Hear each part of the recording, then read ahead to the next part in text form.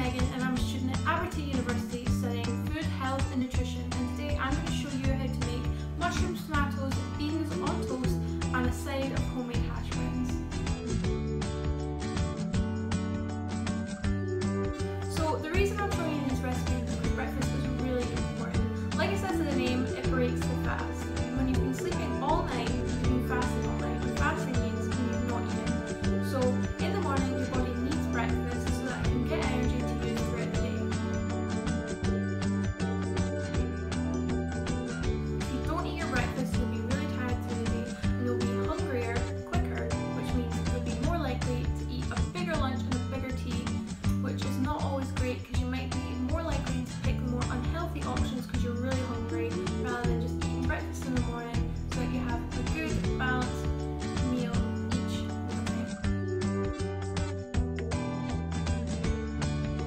So what you're going to need for the hash browns are 4 potatoes, which is around 450 grams, and then we're going to use half an onion. You can use red or white, but I prefer red. And then we've got some salt and pepper so that we can season it.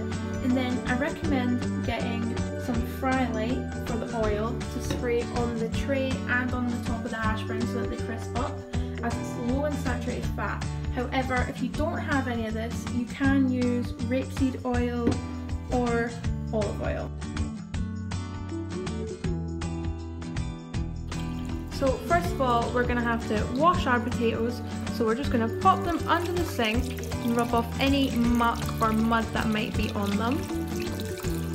We're not going to peel them because the peel has a lot of fibre in it, so we don't want to remove any of that, because fibre helps your digestive system and it can help decrease the risk of constipation or anything like that. So it's better to just keep them on, and it adds a bit of flavour and hopefully it'll help crisp them up a little bit.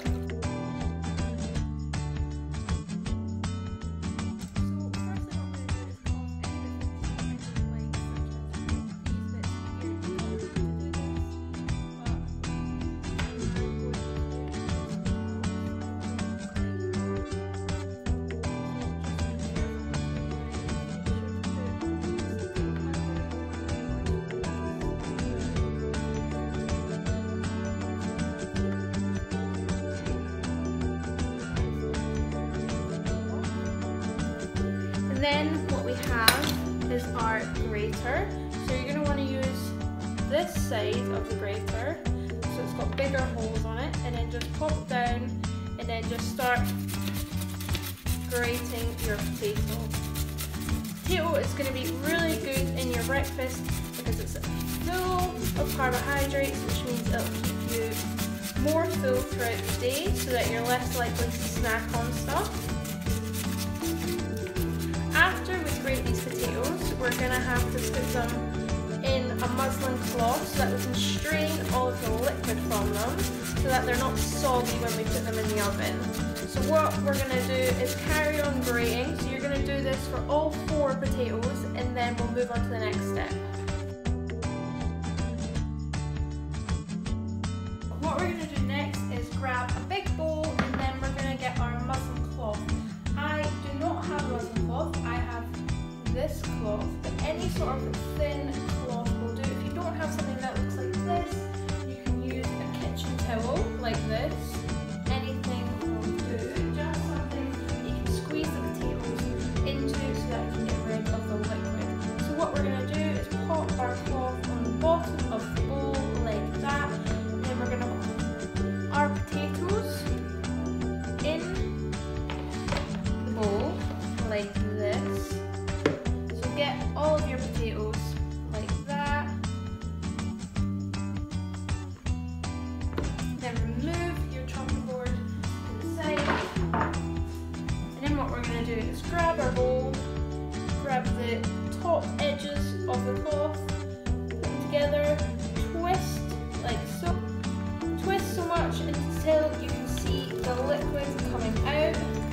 You want to keep twisting, get as much liquid as you can out of the potatoes.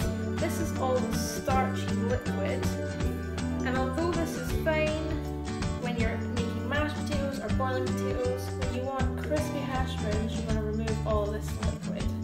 So there's not going to be too much liquid because we've only got 4 potatoes. So once you feel like you've squeezed most of the liquid out, you only have a little bit left, as you can see, and you're going to want to keep that for the mixture. You can pour this out into a little cup, and then you can pop your potatoes back in this bowl, and then we can chop the onion. So onions are really good as they're packed with antioxidants, can help reduce diseases later in life, and also fill with nutrients as well. So the best way I think to cut an onion really finely is to chop down the side like this, but don't cut all the way. So just chop like this and leave a gap at the bottom. So we're not going to chop all the way like so. You're going to do that all the way along the onion, like this. And then after that, we're going to chop into the onion like this. So you have to be really careful. Put your thumb on the side of the onion here, and then the rest of your fingers on the top, and then just carefully slice in like so. Don't go all the way, just go in a little bit. And then we're going to put our fingers up on top of the onion, and then the thumb on the side again, and we're just going to slice down